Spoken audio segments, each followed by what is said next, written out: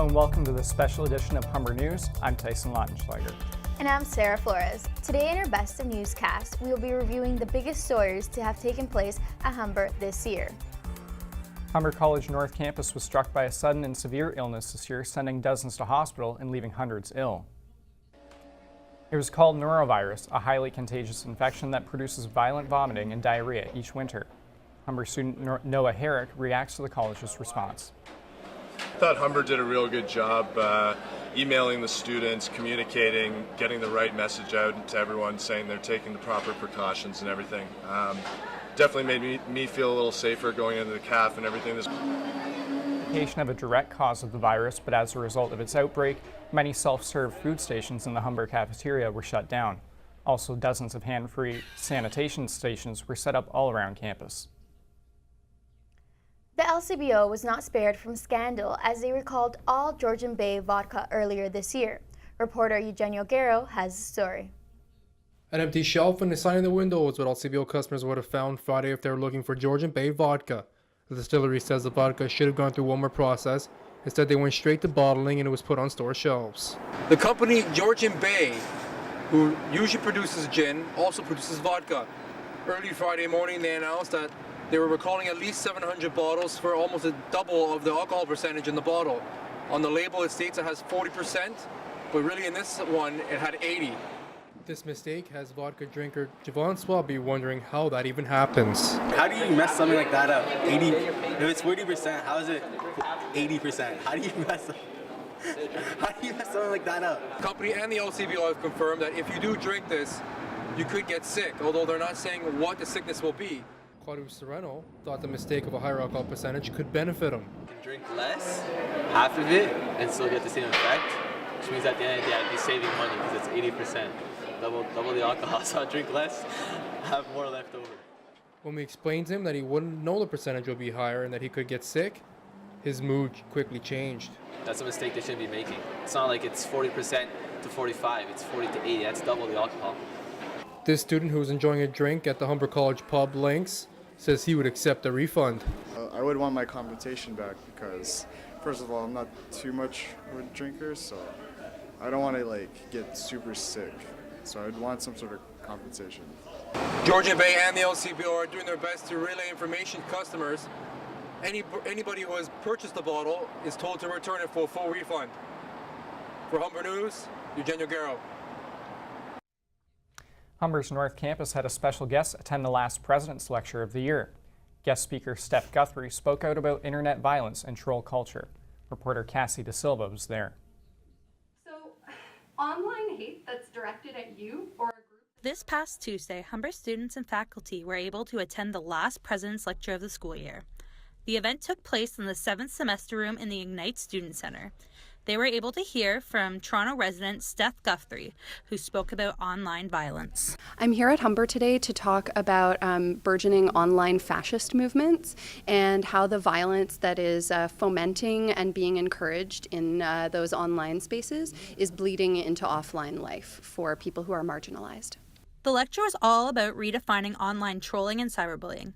In the past, Guthrie has been affected by online bullying and trolling, which has ultimately led her to quit social media. She now gives lectures across Ontario to talk about her experience and help those who may be going through it. Certainly, there was no connection, no affirmation of humanity from my stalker because he wasn't required to speak about what he did to me. Don't go to the cops. Was my biggest mistake, probably. The cops are not there to help you. The lecture had a great turnout as it was full of students and faculty who were carefully listening and taking notes on the emotional subject. Students from Georgetown's District High School anthropology class also took part of the lecture to learn more about internet violence. Grade 13 student Faith Charleston was one student who was personally touched by Guthrie's lecture. I was bullied for 10 years of my life, 5 online. So it's just inspiring to know that someone else has been through the same thing that I've been through and others have been through, and she's speaking out. Steph Guthrie was the last to give her lecture for this year's lecture series. But don't worry, the President's Association are already asking for ideas from Humber students and faculty for next year. This is Cassie De Silva, Humber News, Toronto. The Canadian International Auto Show came to Toronto for another year for all the gearheads and car fanatics. Tyson Lautenschlager was there on Media Day to tell us more about it. We introduce to you the Subaru Visit 7. Cover after cover was pulled off of cars as the Canadian International Auto Show kicked off for Media Day. The day started with the Volkswagen Golf and Subaru Forester being presented with prestigious AJAC Car Awards. The Automobile Journalists Association of Canada awards one sedan and one utility vehicle with the high honor each year, with the aim of providing consumers with information on the best new vehicles to the market. For Volkswagen, the AJAC Award is redemption for the company after an emissions scandal broke in 2015, leading to mistrust with consumers. Subaru was racking up the awards as they claimed several trophies at the auto show. The Forester, of course, took home the main prize in the utility vehicle category. The unveiling of the new 2018 Hyundai Accent, which was the global premiere of the car and the first ever global premiere at the auto show in Toronto. The new Accent was unveiled for the first time in the world here in Canada. The unveiling of the new car also revealed that Canada will be the only North American country where a 5-door hatchback will be available to consumers. When we said, hey, can we have the global debut of the all-new Accent? And we ran that up the flagpole at Hyundai, and they said, yeah, sure, why not? And they sent us a car. Ford also had their share of cars on display. Ford's Mark Vigeman talked about the popularity of their product. So the reason why so many consumers love Ford vehicles is because we combine design, technology, and performance with great value. If you're looking for an exotic luxury car, look no further than Maserati. But consumers looking to get their hands on one of the sedans will need deep pockets as the powerful cars start at over $90,000. It's part of our brand, the heritage is the Maserati sounding power. So as soon as you switch the car on, you have an orchestra, which is our engine. Our engine is manufactured by Ferrari. So you're getting this very much sensorial experience from the sound, from the driving dynamics, the performance. And while Hyundai was a big talking point, they weren't the only ones unveiling new car models, as 40 other cars were presented in Canada for the first time. Tyson Lautenschlager, Humber News. It was another groundbreaking year for the discussion of issues around mental health. A Humber College publication addressed these issues directly through art. Brett McGarry reports.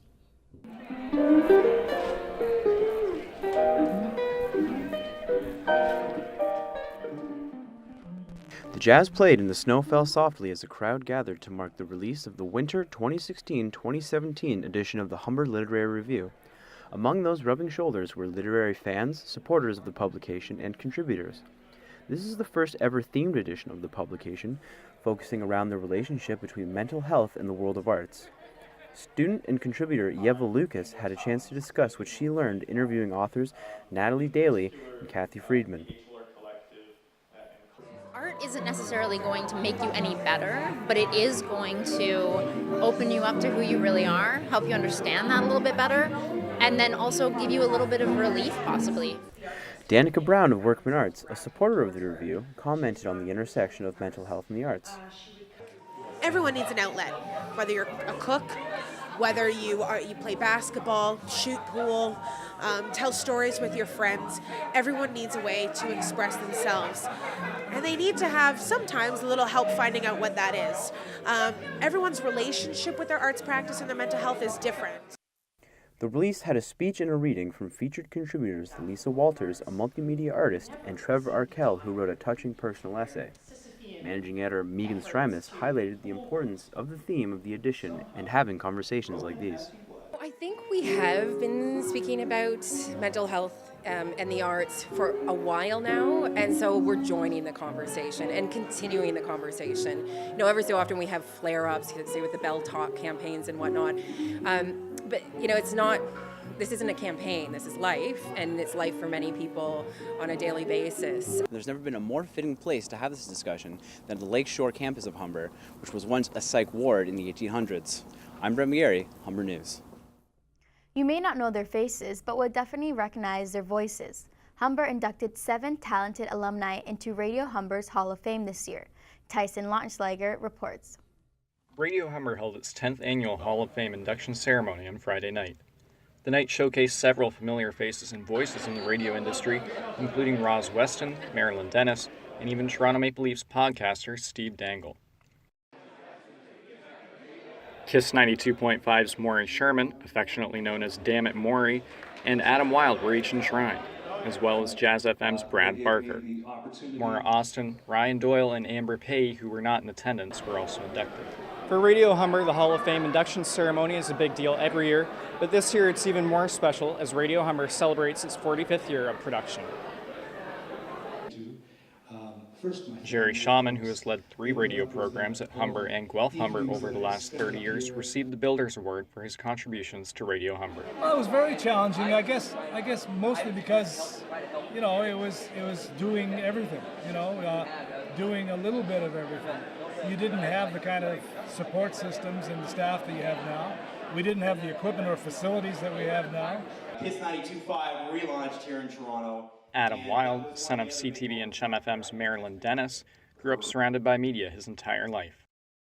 Kind of knew, I think my first memory was sitting in my mom's lap when she was broadcasting, and I remember the laughter, and I remember thinking, well, this is kind of what I want to do because they're laughing all the time.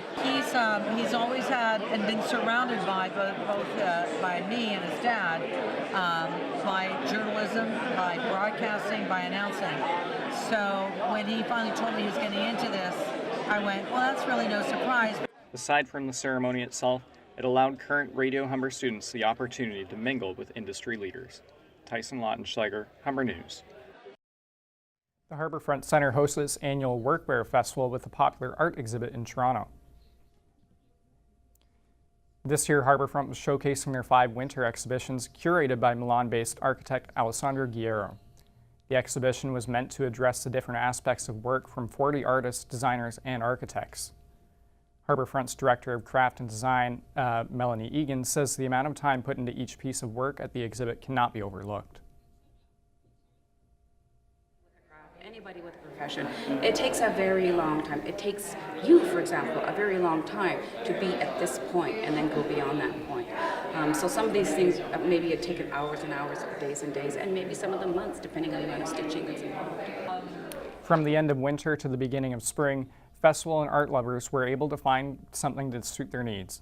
Harbourfront Centre is a common place to find art exhibits annually, but this year's exhibit was a bit different. A poster sale took over Humber Student Center in mid-February. Filled with a wide array of posters, students were more than willing to drop by to check out all the superhero and movie-inspired memorabilia. Rents Trinidad reports.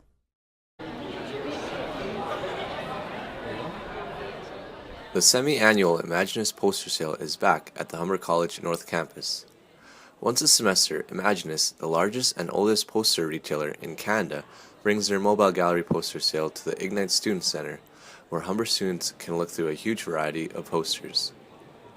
There are hundreds of posters that students can choose from, ranging from nearly all sections of pop culture, whether it's anime, superheroes, celebrities, movies, and of course, video games. I think it's pretty cool. Like, they got good sizes, they got good prices, a good variety. So like a lot of students can come no matter what your interests are. So I dig it. I also think like the price, the prices compared, like you don't really see this often, and it's cool how it like brings a lot of people like closer in a way, which is pretty sick. So yeah. Buying a poster is simple. First, pick all the ones you desire. Keep track of the poster's unique ID tag.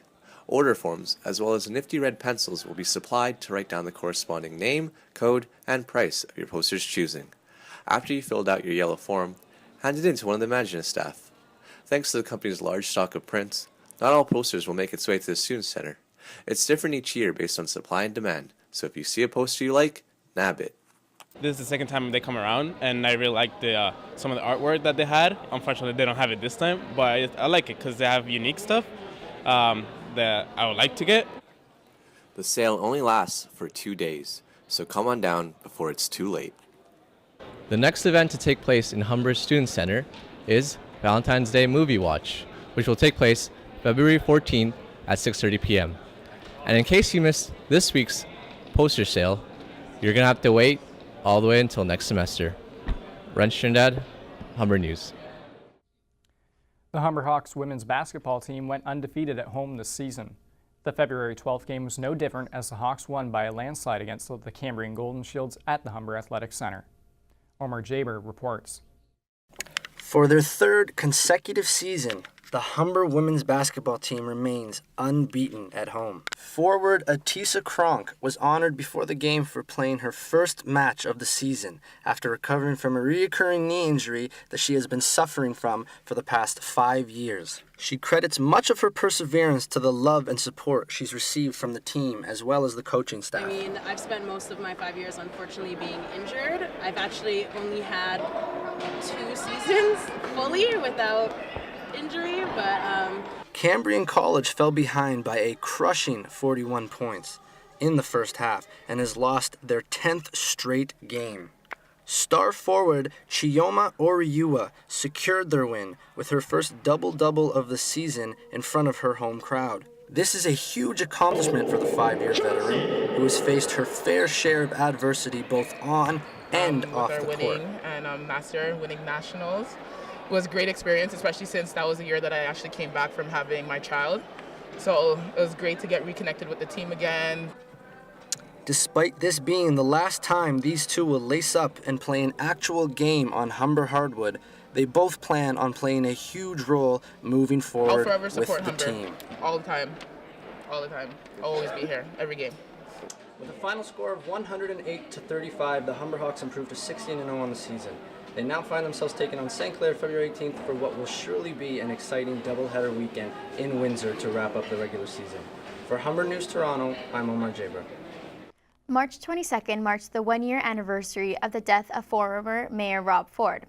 A memorial service was put together at Woodbine Banquet Hall to honor the sometimes controversial mayor. Ryan Kaller has more. In a time of memory, Doug Ford invited the public to commemorate the loss of his brother Rob. Extra tables were needed at the banquet hall as tons of guests gathered to show their support and honor the loss of former Mayor Rob Ford. Rob's family and friends took the time to speak on behalf of him to honor a friend and a colleague, as well as Rob's son Dougie, who took the time to reminisce the good memories he had with him. While his sister Stephanie chose to speak up to her dad. Daddy, I love you so much. I want you to know that I will always look out for my brother and my mom. I have grown a lot. Many that attended took the time to honor the person they knew Rob to be. It's to commemorate a person who he was a loving person. He cared about people. He would go out of his way. It has been a year of the Ford family hoping to rename Centennial Stadium after Rob. However, no real progress has been made yet. The memorial offered guests an opportunity to sign a petition to help support the Ford family in getting Centennial renamed. One of Rob Ford's former drivers thought it would be a big move for the Ford family to honor Rob in a way that represented him. I think it would be huge, and it would be, to rename somewhere where you play football after him would definitely capture the essence of what he was all about. Rob grew up playing football here at Centennial Park as well as coached. So this park means a lot to Ford's family. So they only see it fitting that this be the place that honors him, changing Centennial Park to Rob Ford Stadium. Ryan Kaler, Humber News, Toronto. Before the decision was made, the Humber student government, known as Ignite, held their annual student presidential debate. Students had the opportunity to address each candidate with their questions and concerns. Some students cherished the opportunity to present their questions to the presidential candidates, while others voiced their displeasure. Reporter Brett McGarry has more. This week, Humber Ignite held an annual debate for candidates running for student government positions. Receiving the most attention and time in the spotlight were those running for student president here at Humber North.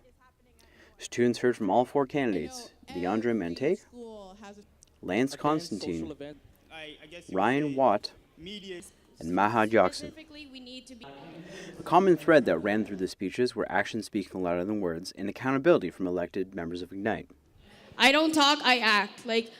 More than anything, you have to focus on what the goal is and do that rather than saying, I'll do this, I'll do that. Just actions speak louder than words. If you want to do something, do it, just do it. And the rest people will talk for you. People will support you if they really see that you're doing something good for other people. The event was moderated by Anna Bilan, Vice President for Student Affairs at Lakeshore.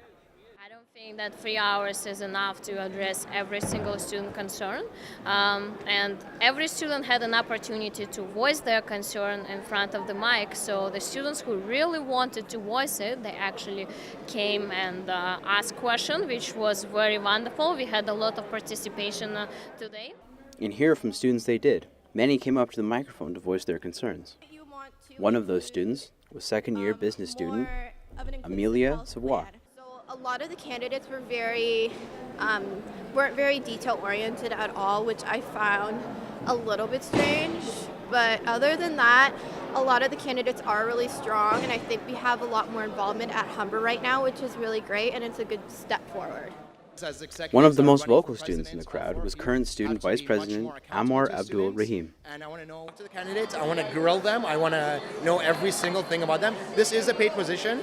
They better be doing the best interest of the students, and I think face-to-face interaction is the best way to get that opinion. Today, the Humber Ignite candidates came in front of the students to discuss their platforms. One of the many concerns the students has with the student budget and transparency with finances here at Humber College.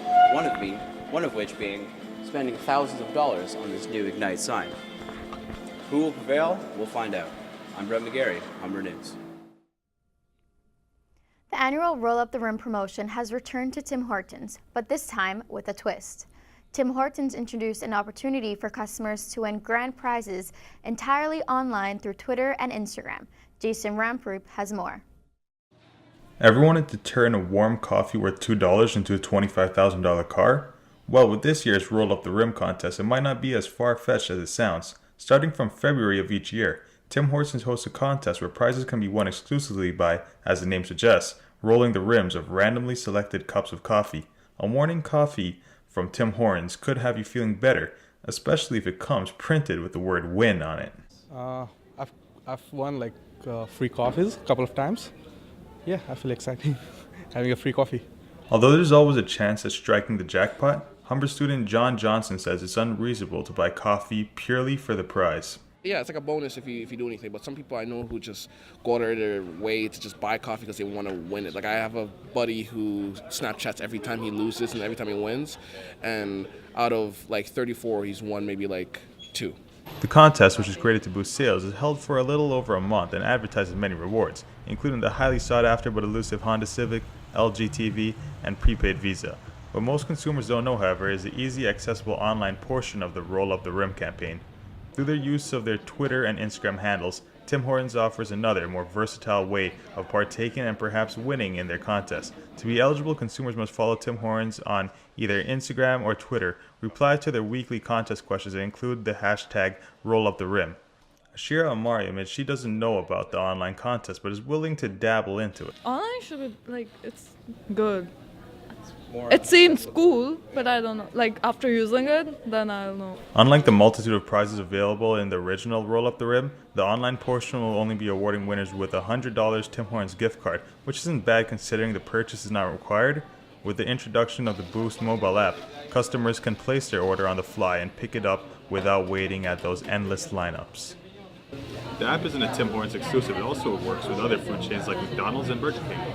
The ability to swiftly pay and pick up your meal can save students valuable time, and in some cases, even make them a winner.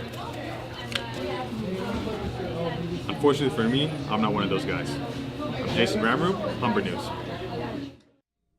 Despite the freezing cold temperatures that a Canadian winter has to offer, some Torontonians can't be kept away from grabbing a frozen treat from Baskin Robbins. Reporter Sarah Flores has more. Even during the winter, it's common to see people continuing to crave ice cream.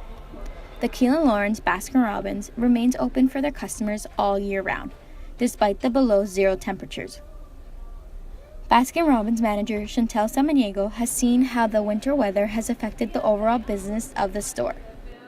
It has impacted the store, not as much as we thought it would, but like I said, the numbers change in a slight way, but in the summer, we always have to meet a certain amount, and this year we just kind of barely made it.